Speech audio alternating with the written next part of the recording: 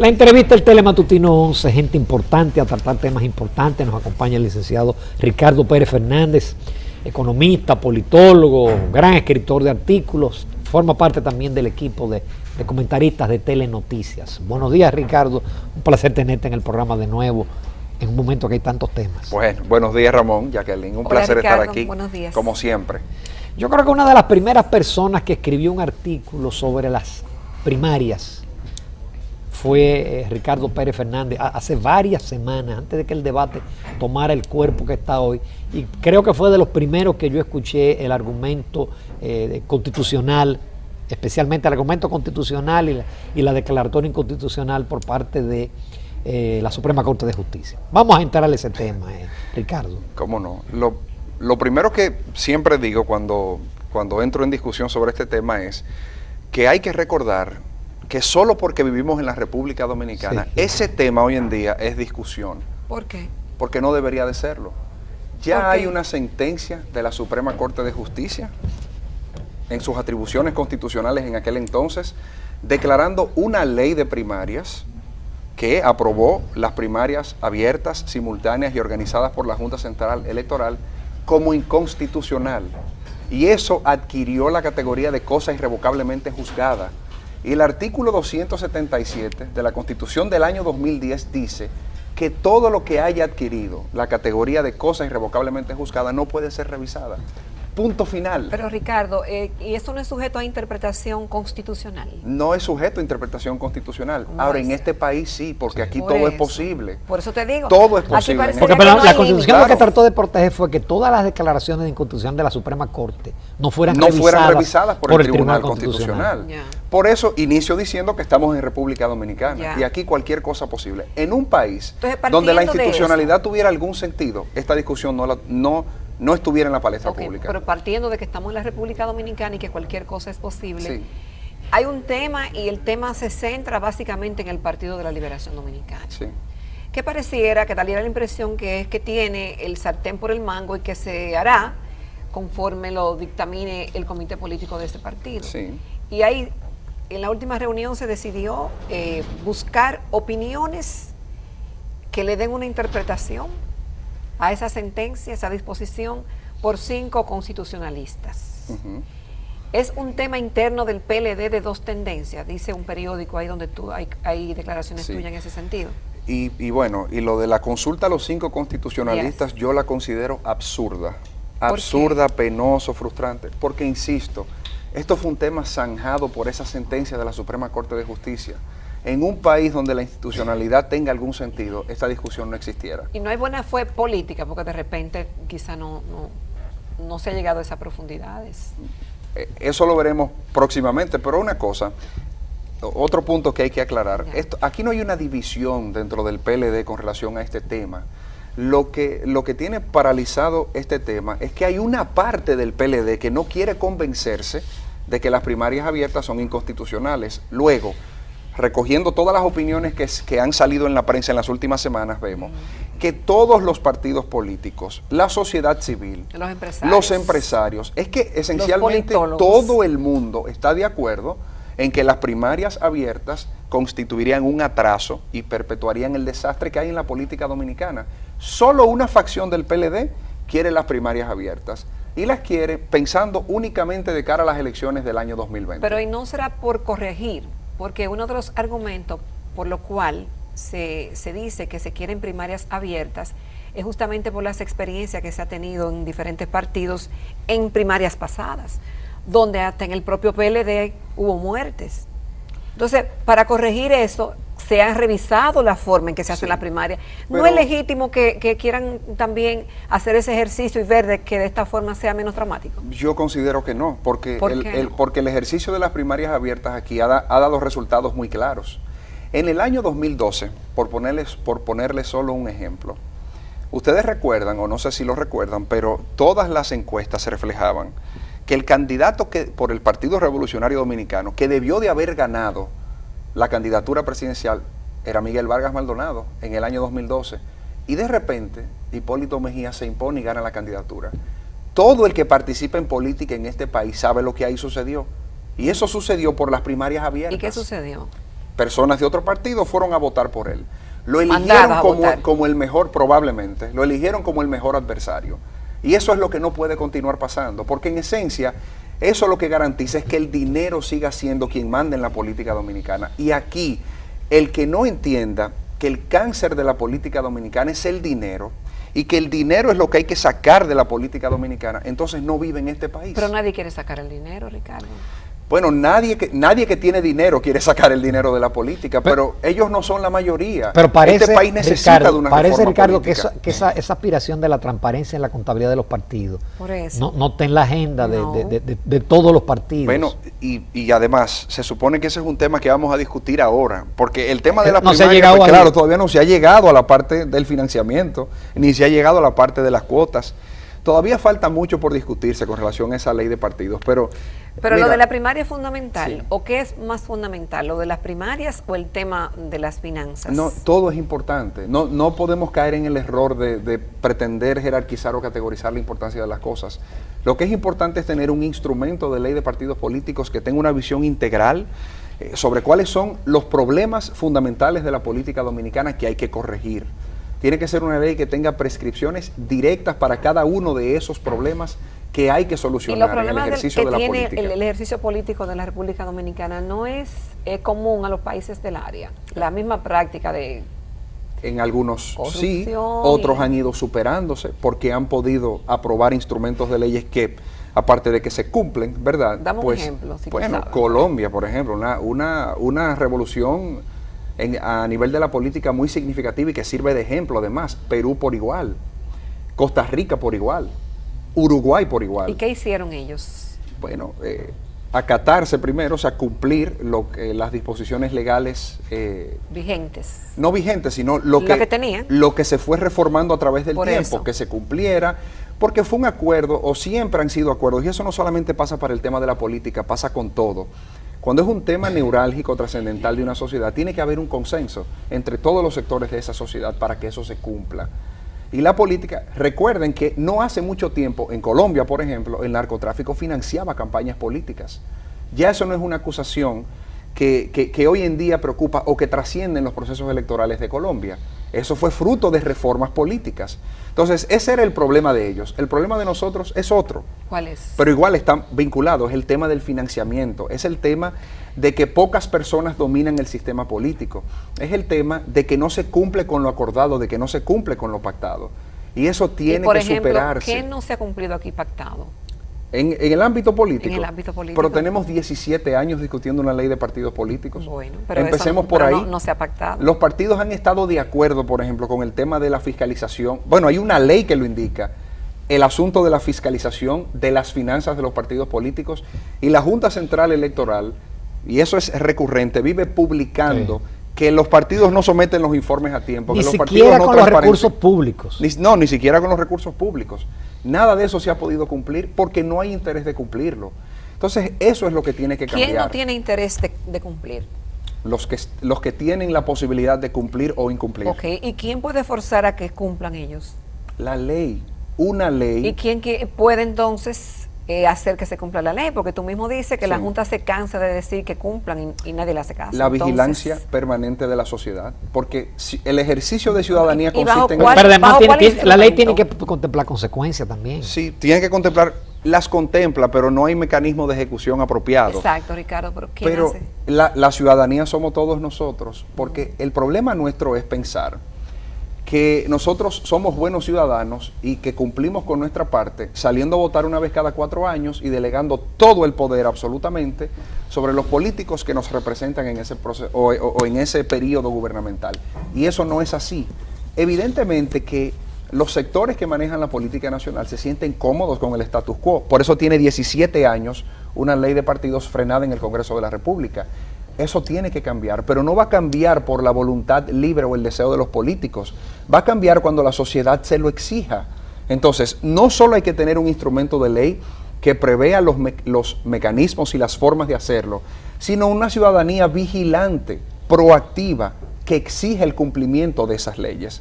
Eso es lo que siempre nos ha faltado. Pero que parece que eso no es posible aquí. Bueno, pero Hasta ahora no ha funcionado. Hay que darle la oportunidad porque entonces Si fuera así, entonces no legislemos ni hagamos nada. ¿O qué llevaría a que realmente la sociedad se empodere y haga valer su voz? Yo creo que cuando la gente entienda el vínculo directo que existe entre la forma de hacer política en este país y lo que eso representa en su vida, en el día a día, yo creo que ahí puede haber un despertar. Como de hecho lo estamos viendo, en donde la gente exija más transparencia y más compromiso de parte de los políticos. La corrupción en este país no era tema hasta el caso de Brecht. No era tema. Era tema de unos subgrupos sociales que hacían agenda pública con eso. Pero no era tema popular. Ya es tema popular. Porque la gente se dio cuenta de la vinculación que existe entre su estilo de vida, entre sus precariedades diarias y la corrupción. Ese fue el gran aporte, si se quiere, del caso de Brecht a la sociedad dominicana. Lo mismo tiene que pasar con el ejercicio de la política. O sea, es la única esperanza que nos queda. La gente se cansa. Ricardo, pero ese es el ejercicio de la política, pero vámonos todavía a cosas más graves, como lo que está pasando en términos institucionales, el Poder Judicial, el caso Quirinito, Sí. Es simplemente una muestra, Claro. una pequeña muestra, una punta del iceberg. Así es. Y eso es en el ámbito judicial y estamos hablando en el ámbito de la política. Y estoy seguro que cualquier cosa que revisemos vamos a encontrar fallas de esa naturaleza. Porque la falta de institucionalidad lo permea todo. La falta de preparación profesional lo permea todo. El hecho de que no existan mecanismos de vigilancia adecuada en todas esas instancias de la sociedad permite que se den cosas como estas.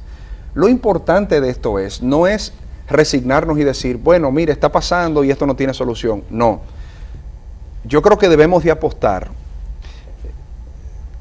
a la ciudadanía en el sentido de que cada vez que explota un caso de esto hay que darle la mayor visibilidad posible. Hay que tratar de movilizar política y ciudadanamente en torno a estas situaciones que se dan. Porque si eso no se hace, entonces no se va a entender la gravedad que tenemos nosotros como país para reformar eso. No hacen caso. Algunos hacen caso. ¿No te cansas de hablar y de hablar y de hablar y decir y te das cuenta de como que... No, pero uno no puede cansarse. No, obviamente, uno sigue. Hay que seguir. Bueno, el programa va a seguir después de esta pausa con tu ¿Cómo permiso, no? Ricardo Pérez Fernández, amables televidentes. Volvemos, todavía nos quedan muchos temas de interés con Ricardo Pérez Fernández.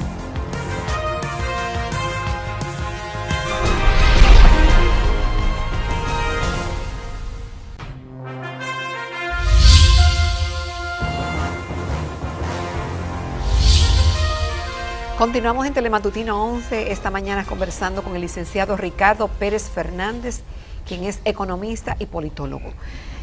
Ricardo, hay muchos temas, como decía Ramón, y justamente hace unas semanas se comenzó a hablar del tema del presupuesto, que algunos ya empresarios han manifestado la preocupación por el tema del endeudamiento. Sí. ¿Qué influye más o qué pesa más? ¿La política en la economía o la economía en la política? Lamentablemente la política en la economía, cuando debería de ser lo contrario. Esa preocupación que manifiestan, yo la comparto y de hecho lo hemos conversado aquí en otras ocasiones.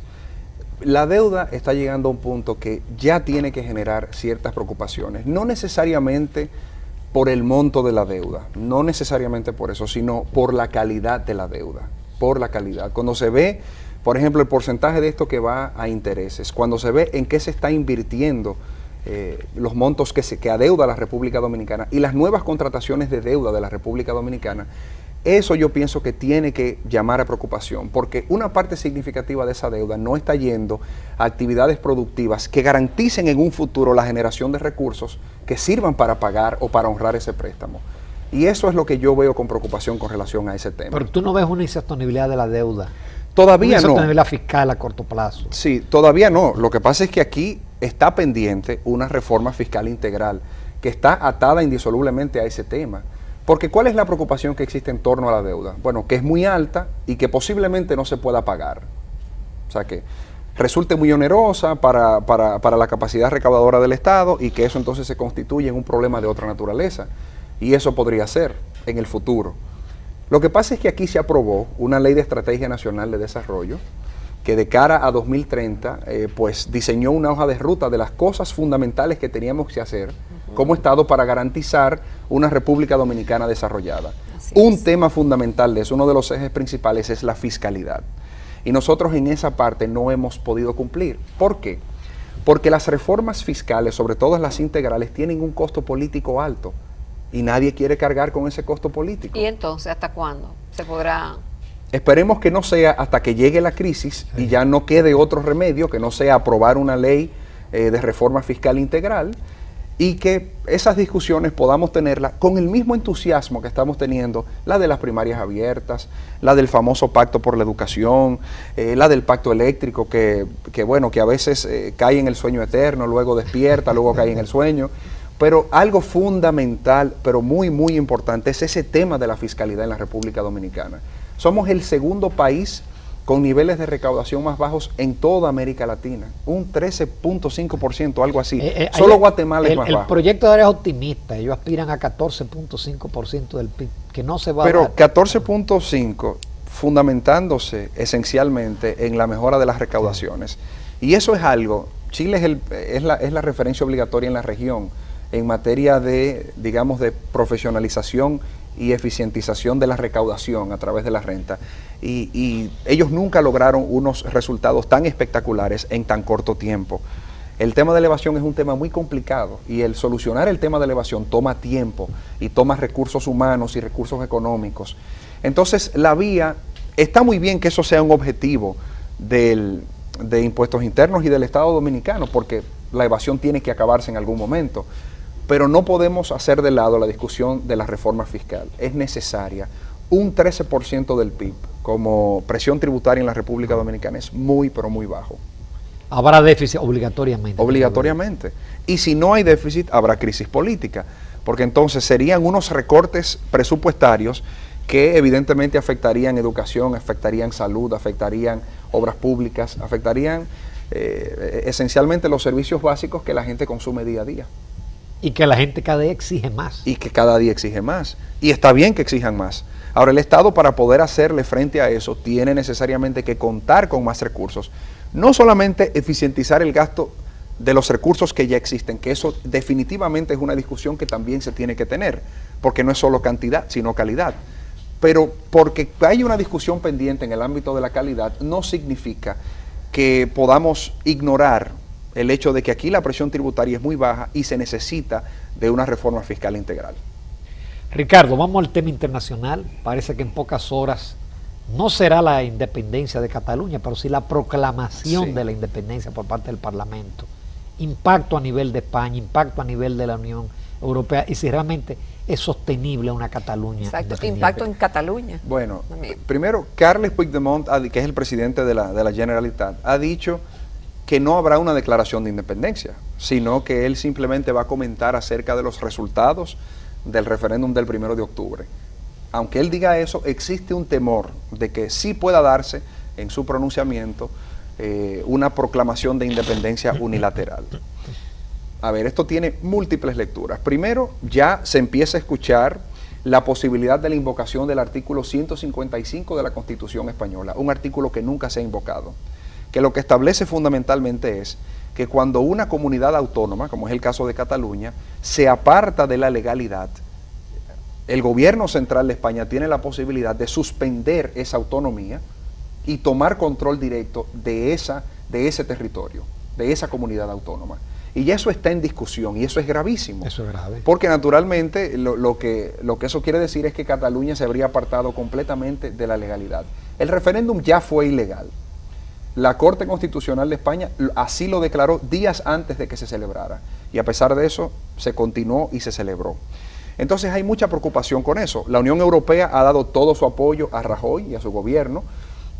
Francia, en una declaración muy importante y clave, ha dicho que no reconocería a Cataluña como país independiente. Porque ya hay una Cataluña francesa. Sí, no, pero no solamente eso, sino que si Cataluña se declara país independiente, si se declarara país independiente, que evidentemente eso no puede hacerse bajo el esquema actual o como pretenden hacerlo, tendrían entonces que solicitar su membresía a la Unión Europea, ya como país independiente.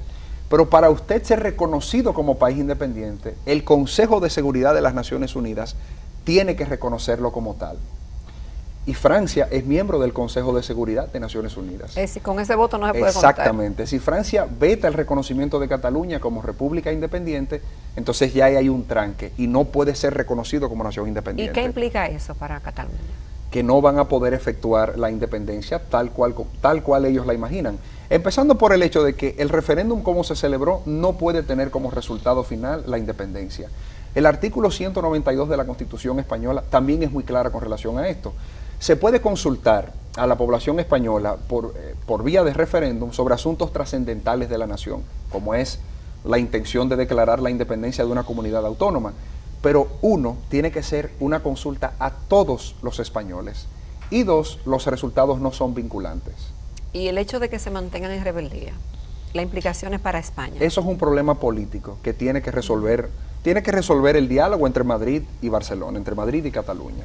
Esa es la única solución. Europa mira esto con preocupación porque en casi todos los países de la Unión Europea hay sentimientos nacionalistas de este tipo. Recuerden que Lombardía solicitó también un referéndum independentista que fue anulado por la Corte Constitucional de Italia. La región de Bavaria en Alemania hizo lo mismo y también fue declarado inconstitucional. Está pendiente el caso de Escocia, que en algún momento también tratarán de recurrir a ese mecanismo. Entonces, y en Bruselas podría pasar eso. Claro, también. Por eso España ve, o la comunidad europea ve la situación de España con Cataluña con mucha preocupación. En el ámbito económico tampoco sería como ellos se imaginan, porque una de las primeras consecuencias Cuando que tú hemos dices visto ellos esto, es los catalanes. Cataluña, claro, tampoco sería como ellos se imaginan, porque primero ya vimos que instituciones tan importantes como CaixaBank, como Sabadell, pues hicieron una petición al gobierno de Madrid para que de manera expedita les permitiera trasladar su sede hacia otros lugares de España, hacia Madrid específicamente, pero salir de Cataluña. Por ejemplo, la editora Planeta hoy hace lo mismo. También ya manifiesta su intención de irse de Cataluña en el caso de que esto continúe. Entonces, la cosa tampoco sería, digamos, que ellos proclaman la independencia y de repente son una república rica con recursos abundantes. Con la única región que Cataluña tiene una balanza comercial positiva en términos de comercio es con el resto de España. Luego, con el resto del mundo, tiene déficit comercial. Lo que quiere decir que una separación de España, tras una proclamación de independencia, donde seguro habría barreras comerciales para el comercio entre España y esa nueva república, les afectaría de manera muy dramática en el ámbito económico. O sea que tampoco es un camino... Sin pensar lo que pasaría con la moneda, porque ellos quedan afuera de la Unión Europea. Aquí no hay tiempo para discutir todas las cosas que podrían suceder con una proclamación de independencia. Mira, en los pocos minutos, Ricardo, ¿tú ves con claridad el panorama del 20 como politólogo? No lo veo con mucha claridad. La incertidumbre mayor... Hay sol afuera. Está dentro del PLD. ¿Qué sucederá en el PLD? Todavía hay algunos que ven con posibilidad una aspiración a un tercer mandato consecutivo del presidente Danilo Medina. Eso es inconstitucional, pero tampoco me voy a llamar a engaños, ¿verdad? Sabemos lo que aquí puede pasar. Se puede modificar. Exactamente. Entonces, si también logran por imponer las primarias abiertas, ya eso plantea un escenario difícil de poder predecir. En el ámbito... o lo de la cara nueva. Lo de las caras nuevas nunca ha significado nada en el discurso político de la República Dominicana. En el PRM también hay cierta incertidumbre. ¿Qué pasará entre Hipólito y Abinader? Cuando ahí se celebre una convención, el que pierda aceptará los resultados. O se podrá decir que ese proceso de convención interna se organizó de conformidad con ambas partes.